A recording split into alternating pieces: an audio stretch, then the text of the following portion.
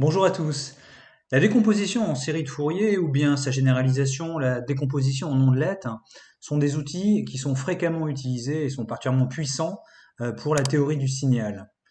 Ce que je vous propose aujourd'hui, c'est de voir comment ces outils peuvent être appliqués au traitement astrophotographique et quelles sont les méthodologies sous-jacentes. C'est parti, c'est tout de suite.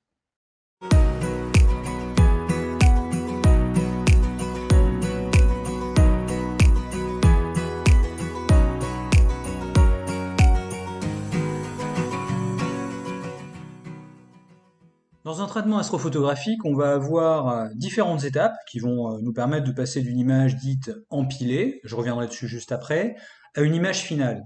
Et donc parmi ces étapes, on va avoir certaines étapes qui vont reposer sur une décomposition en ondelettes. On va chercher du coup à décomposer ce traitement astrophotographique tout à l'heure dans le slide qui va suivre et à bien identifier chacune des étapes qui reposent sur des ondelettes. Ça, c'est un point qui est important. Un autre point important, c'est de pouvoir aussi identifier les algorithmes qui savent faire de la décomposition en ondelettes et puis eh bien les décortiquer et comprendre comment ils fonctionnent, voir s'il y en a un grand nombre, ou au contraire s'ils sont extrêmement limités en nombre dans les implémentations des solutions d'astrophotographie. Donc on verra tout ça. Je vous propose, dans le cadre de cette vidéo, eh bien, de procéder en quatre temps. Tout d'abord, comme je l'indiquais, eh bien, de revenir sur les différentes étapes qui composent un traitement astrophotographique et voir quelles sont celles qui reposent en fait sur des ondelettes.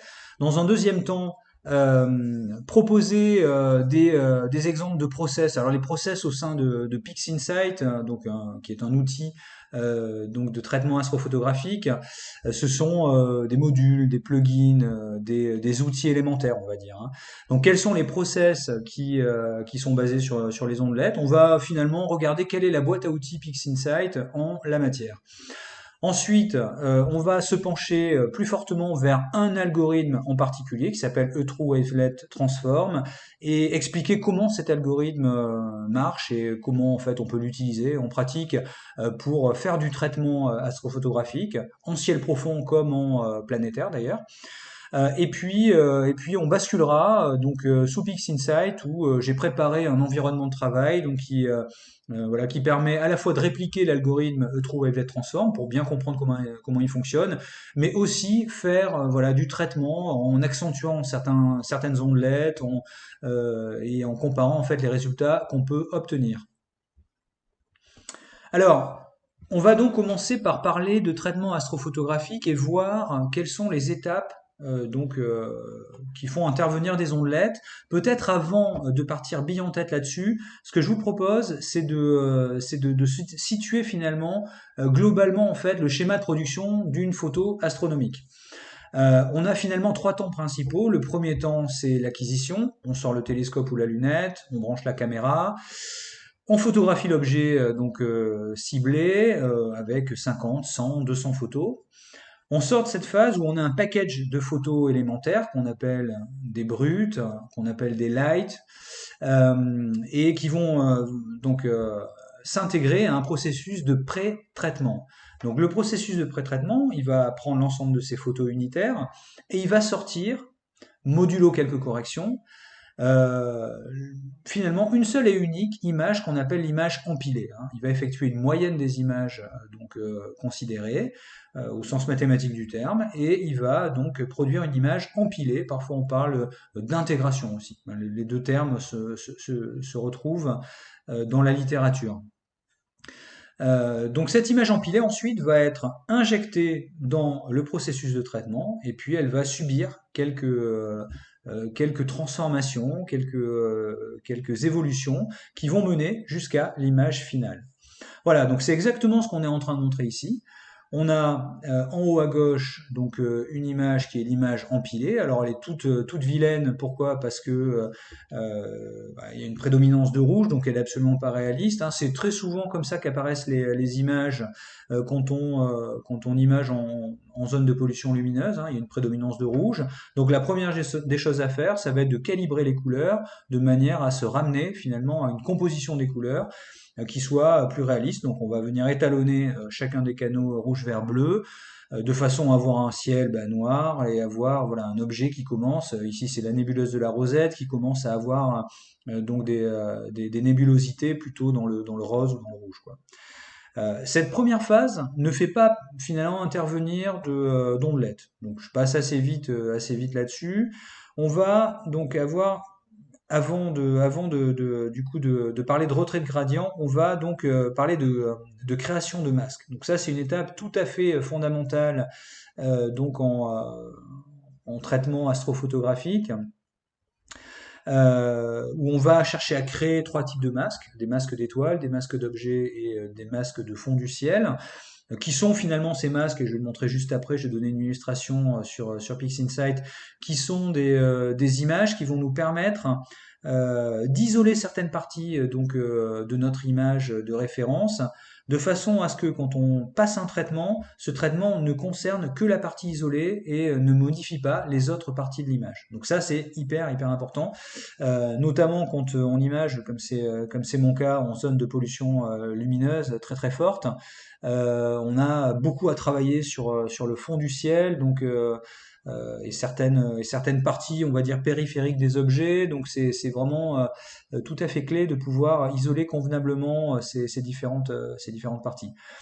Alors, je vais basculer sous PixInsight pour montrer un petit peu qu'est-ce qu'un masque, qu'est-ce qu'on peut faire avec, et pourquoi en fait finalement pour le créer on va avoir besoin des ondelettes. Alors, on est sous PixInsight. Et là, j'ai donc mon image, la nébuleuse de la Rosette, et puis j'ai trois masques. Masque d'étoiles. Il est composé que des étoiles, que des étoiles finalement de mon image initiale, hein. Masque d'objet. Donc là, j'ai uniquement mon objet, ma nébuleuse de la Rosette, qui est flouté, mais ça, c'est pas du tout problématique. Au contraire, c'est même souhaitable. On veut toujours avoir un masque relativement flou, de façon à ce qu'on puisse passer des traitements de façon régulière et pas abrupte, hein, sinon on va avoir des effets de bord qui vont être tout à fait inesthétiques. Et puis j'ai un masque de fond du ciel qui est la résultante des deux, c'est même la somme mathématique des deux. Je fais l'image masque d'étoile plus l'image masque d'objet, et donc j'obtiens mon masque de fond du ciel, dont l'intérêt est de protéger le fond du ciel. Alors, si on s'intéresse par exemple aux effets donc de nos masques, là si je considère le masque d'objet et que je viens le mettre sur mon image, je vais le faire apparaître. Alors, en le faisant apparaître, qu'est-ce que j'observe? J'ai donc mon objet qui apparaît en transparence, et puis j'ai tout le reste qui est en rouge. Alors, quand on est dans la couleur rouge, finalement, on n'est pas modifié, on est protégé du traitement qu'on va appliquer. Donc là, mon objet apparaît par transparence, donc ce qui va se passer, c'est que si j'effectue un traitement, il ne va concerner que mon objet. Alors, je vais enlever la visualisation, non pas enlever en fait l'activation, hein, mais enlever la visualisation de mon masque, et puis, clac, je vais faire une preview, et là, qu'est-ce que je vais faire? Eh bien, je vais augmenter la luminosité, et qu'est-ce qui va se passer? Eh ben, on voit que la luminosité de mon objet augmente sans toutefois que la luminosité des étoiles ou du fond du ciel augmente, hein. Là, c'est avec, sans, avec, sans. Donc l'application du masque me permet vraiment d'agir de manière extrêmement chirurgicale sur la zone souhaitée, en l'occurrence ici l'objet. J'aurais très bien pu agir sur des étoiles, hein. Si je mets un masque d'étoiles par exemple, alors je vais pas forcément, ça va pas forcément être d'une pertinence absolue, mais c'est juste pour voir à minima l'effet mécanique d'un masque. Donc là, j'ai mis un masque d'étoiles, donc vous voyez que tout est rouge excepté mes étoiles. Donc, ce qui veut dire que si je fais un traitement, bah, les étoiles vont être modifiées, mais ni mon objet ni le fond du ciel ne seront modifiés. J'enlève la visualisation, clac, je mets une preview, et là, je sais pas, si je tire par exemple vers le bas, je vais éteindre mes étoiles. Ouais. Ok. Donc là, c'est avec, sans, avec, sans. Et j'ai bien effectivement éteint mes étoiles. Bon, aucun intérêt. enfin pas tel quel en tous les cas, mais, euh, mais on voit que c'est quelque chose d'extrêmement utile. Et encore une fois, la production d'un masque, et en particulier d'un masque d'étoile, va reposer en fait sur une décomposition en ondelette. Ici, là, j'ai notamment un bout du schéma qui permet de le faire. Et qu'est-ce qu'on va utiliser? Ben, des outils comme HDR Multiscale Transform, qui est un outil qui repose sur des layers ici, c'est-à-dire sur des ondelettes. Pareil ici, on en applique une deuxième couche, donc avec un nombre d'ondelettes un peu moins important, mais toutefois on a besoin de cette décomposition. Et ici, on fait un multiscale linear transform et on voit qu'on a une décomposition, même chose en ondelettes. Donc en fait, l'utilisation de ces processus pour construire le masque repose encore une fois sur la décomposition en ondelettes. Voilà, je vous propose de rebasculer sur les slides. Alors, pour créer des masques, on a besoin finalement de passer par de la décomposition en ondelettes. Donc ça, c'est vraiment très important. Ensuite, on va avoir une phase, je poursuis notre processus donc de traitement d'image, on va avoir une phase de retrait de gradient. Alors là, qu'est-ce que c'est? Quand on va imager le ciel, on va avoir des zones de l'image qui vont être plus ou moins lumineuses. Ça peut être largement dû à de la pollution lumineuse environnante, un lampadaire d'un côté, je sais pas, une zone urbaine extrêmement éclairée de l'autre, la pleine lune pas très loin de l'objet. Donc tout ça, ça va faire que on va avoir l'image qui va être illuminée de manière assez hétérogène. Donc la chose qu'on veut faire, c'est régulariser le plus possible le fond du ciel, avoir finalement un fond du ciel qui soit homogène et dont les valeurs de ci de là soient vraiment très comparables, soient vraiment homogènes. Ça va nous faciliter très largement les traitements successifs. Donc c'est une étape qui est importante. Néanmoins, elle ne repose pas sur la décomposition en ondelettes. Ensuite, réduction du bruit. Alors ça, par contre, c'est une étape qui repose sur la décomposition en ondelettes. Quand on va chercher à réduire le bruit, pourquoi? Parce que nos images astronomiques sont fortement bruitées, hein. Si on regarde un fond du ciel, il y aura toujours beaucoup de bruit, notamment aussi si on a de la pollution lumineuse. Les objets seront eux-mêmes bruités, hein. Si on regarde la nébuleuse à proprement parler, elle va être forcément elle-même bruitée. Ce qu'on va chercher à faire déjà, c'est faire une réduction du bruit différenciée selon le fond du ciel, selon l'objet. Et c'est encore un domaine d'application des masques qui est très puissant. Si je veux du coup traiter le bruit du fond du ciel, ben, je mets un masque de fond du ciel, et comme ça je protège les étoiles, je protège l'objet, et je peux débruiter spécifiquement le fond du ciel. Si maintenant je veux débruiter l'objet, je mets un masque d'objet et je débruite mon objet. Souvent, on débruite le fond du ciel plus fortement que l'objet. Hein, l'objet, on veut pas le dégrader, on veut pas écraser ses détails, on veut conserver au maximum ces détails fins, des nébulosités un peu fines, des vénures de galaxies, etc. Alors, quand on applique un processus pour réduire le bruit, ce processus va faire une décomposition en ondelettes. Et les premières ondelettes vont porter les détails les plus fins. Ça, on le reverra après quand on reviendra sur les algorithmes. Et puis les dernières ondelettes, bah, des détails plus grossiers. Donc ce qu'on fait en général, on réduit le bruit plus fortement sur les premières ondelettes parce qu'elles sont très bruitées et un peu moins fortement sur les ondelettes suivantes. On fait quelque chose d'extrêmement dégressif en réalité. Donc là, encore une fois, la décomposition, elle est cruciale. Ensuite, la déconvolution. La déconvolution, c'est ici une étape qui va chercher à améliorer le piqué des étoiles, rendre les étoiles plus ponctuelles, et la netteté de l'objet. Hein. Donc on va chercher dans les zones vraiment fines de détail de l'objet à être encore plus net qu'on ne l'est avant traitement. D'où ça vient cette notion de déconvolution? Alors, déconvolution, c'est quelque part l'inverse, au sens mathématique du terme, de la convolution. Alors la convolution, on verra ce que c'est théoriquement tout à l'heure, on détaillera, mais c'est le processus inverse en fait d'une convolution. Et pourquoi on parle de convolution? Bah, si on prend nos étoiles, hein, elles forment des points lumineux à l'infini dans le ciel, bah, quand on reçoit leur lumière et qu'elle passe par l'ouverture circulaire d'une lunette ou d'un télescope, eh bien, ce point lumineux va se transformer en une tache, qu'on appelle la tache d'Airy. Donc ça, c'est dû à la nature ondulatoire de la lumière. Mais il n'y a pas que ça. Il y a aussi, bah, forcément, la lumière va traverser l'atmosphère, va subir des perturbations atmosphériques, et donc va être diffractée par les perturbations atmosphériques, et va devenir aussi une tache, qu'on appelle une tache de Singh. Donc on voit que finalement d'un point, on passe à une tâche d'une manière à la fois optique et puis en considérant tout simplement le cheminement de la lumière, le milieu par lequel la lumière chemine. C'est pour ces raisons-là qu'on va avoir des étoiles parfois un peu grossières, un peu empâtées, baveuses, et on va souhaiter effectuer une déconvolution pour se ramener à des étoiles qui seront plus homogènes à des points, on va dire. Et cette déconvolution va reposer sur une décomposition en ondelettes. Encore une fois, encore un traitement qui fait ça. Ensuite, on passe à la montée d'histogramme. Alors c'est un process qui est qui a l'air simple comme ça pour les utilisateurs, mais qui, quand on le décortique un peu plus théoriquement, est quand même un peu plus compliqué.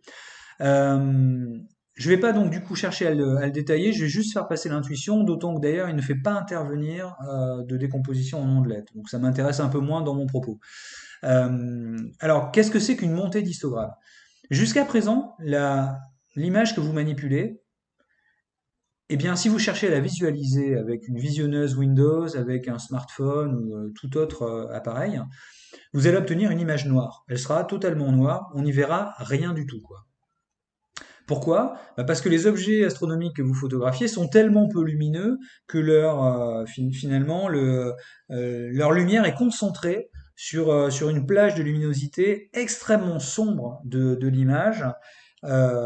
Et donc si elle est pas transformée, bah, elle fait de l'image qu'on a prise une image noire. Donc l'idée, c'est effectivement de transformer la valeur de ces pixels en une valeur plus élevée, et donc c'est ce qui s'appelle finalement étirer un histogramme. On va étirer ces valeurs-là de façon à rendre l'image visible. Alors pourquoi on parle de montée d'histogramme? Il y a montée finalement, il y a histogramme à expliquer. Histogramme, vous l'avez sûrement déjà vu cette notion, c'est tout simplement un graphique qui nous permet de visualiser la répartition de valeurs dans un ensemble de valeurs de référence. Si on prend l'histogramme de notre image, comme l'image est très très peu lumineuse et concentrée vers les plages les plus sombres, on va avoir l'histogramme de notre image qui va être très très bas, très très proche du point zéro en fait. Eh bien, ce qu'on va chercher à faire en boostant la valeur de nos pixels sombres mais qui contiennent euh, tous les détails intéressants de notre image, eh bien, on va chercher finalement, qu'est-ce qu'on va faire? On va déplacer notre histogramme sur la droite vers des valeurs plus élevées, et donc c'est pour cette raison-là que l'image deviendra visible. D'où l'idée de monter, c'est-à-dire on est parti de la gauche, quoi, de valeurs quasi nulles, et puis on monte pour avoir un histogramme dans des valeurs plus élevées, et donc une image qui peut se voir en fait, qui peut être visionnée sous n'importe quel donc environnement, visionneuse Windows, smartphone, etc. Avant en fait la montée d'histogramme, on parle d'image linéaire. Pourquoi linéaire? Parce qu'on n'a pas effectué de transformation sur ces pixels. Alors il y a quand même des transformations, mais qui sont des transformations à la marge. On ne cherche pas à amplifier particulièrement la valeur des pixels. Et après, du coup, la montée d'histogramme, on parle d'image non linéaire. Donc, encore une fois, ici, une étape qui n'est pas concernée par les ondelettes. Étape suivante, accentuation des détails. Alors là, par contre, les ondelettes sont largement utilisées, et donc sous PixInsight, on a un algorithme qui est un des plus efficaces de l'outil pour cet objectif-là d'accentuation de détails, qui s'appelle HDR Multiscale Transform, qui est vraiment un outil qui permet vraiment très très finement de révéler des contrastes, des détails, des délimitations fines en fait de l'objet. Bon ben, cet outil-là, dès qu'on entend de toute façon le terme multiscale, il fait intervenir des ondelettes, hein, en général à peu près 5-6 ondelettes, parfois un peu plus, parfois un peu moins, mais il est largement basé sur ça, quoi. Ensuite, phase d'accentuation des couleurs, là, pas besoin d'ondelettes. Ce qu'on va faire, c'est simplement tirer des courbes, et en particulier des courbes de saturation et de vibrance, hein, pour rendre le rouge, le rose plus rose, pour révéler du bleu dans certaines galaxies ou dans certains amas d'étoiles, par exemple. Donc là, pas besoin d'ondelettes. Ensuite, réduction du bruit, deuxième version. Pourquoi finalement réduire le bruit alors qu'on l'avait fait avant? Eh bien parce que on l'avait réduit avant sur l'image linéaire. Or, on a fait une montée d'histogramme, et en faisant la montée d'histogramme, on fait monter le bruit du fond du ciel en particulier, de l'objet aussi un peu, et notamment un bruit qu'on appelle le bruit de chrominance, c'est-à-dire en fait vraiment un manque de cohérence dans la distribution, on va dire, des couleurs quand on fait un zoom très très fort. Donc ce bruit, on va chercher à le réduire puisqu'il aura augmenté encore une fois avec la montée d'histogramme, et on a besoin de nouveau d'ondelettes. Alors chose importante quand même à noter, c'est que les process de réduction du bruit sur une image linéaire et sur une image non linéaire sont en général pas les mêmes. Il y a des algos qui marchent très très bien en fait sur une image linéaire et des algos qui marchent mieux sur une image non linéaire, et souvent en fait c'est pas les mêmes, voilà. Donc basé sur des ondelettes mais pas forcément les mêmes que sur l'image linéaire. Voilà, ensuite ajustement des courbes. Bon, là, c'est un peu les dernières retouches qu'on fait autour de notre image, c'est-à-dire noircir le fond du ciel, donner plus de luminosité à l'objet, mettre la luminosité qu'il faut au niveau des étoiles pour avoir quelque chose de bien équilibré. Mais bon, encore une fois, là, on tire des courbes de luminosité, il n'y a pas de recours à des ondelettes. Et dernière étape, elle a besoin d'ondelettes, c'est un script qui s'appelle Dark Structure Enhance, donc amélioration des structures sombres. On l'utilise si pertinent, hein, c'est pas forcément systématiquement le cas. Il faut que l'objet ait des structures sombres voilà, pour que ce soit pertinent d'utiliser ce script-là. Néanmoins, si c'est le cas, et si vraiment, c'est un peu le cas, notamment de la nébuleuse de la Rosette, on voit voilà des délimitations donc avec nos nébulosités de structures sombres, donc on a envie d'assombrir un petit peu plus fortement donc les zones sombres, et puis également toutes les veinures un peu noires qu'on va voir se dessiner dans l'objet. Donc ça rajoute beaucoup, ça apporte beaucoup à l'esthétique de l'image. Et donc le script en question fait intervenir une décomposition en ondelettes. Donc c'est aussi important pour cette phase-là. Donc en synthèse, si on fait un résumé, on voit que ici dans cette phase, enfin dans ce panneau, on a 1, 2 et 3 temps du traitement qui sont basés sur les ondelettes, et puis ici 1, 2 et 3 temps basés sur les ondelettes également. Ça fait 6 phases en tout basées sur les ondelettes sur un processus qui fait intervenir 10 phases. C'est quand même vraiment tout à fait prépondérant, et c'est là qu'on voit que c'est en effet donc un traitement et un outil extrêmement puissant qui va nous permettre complètement de magnifier les images, et c'est tout à fait clé.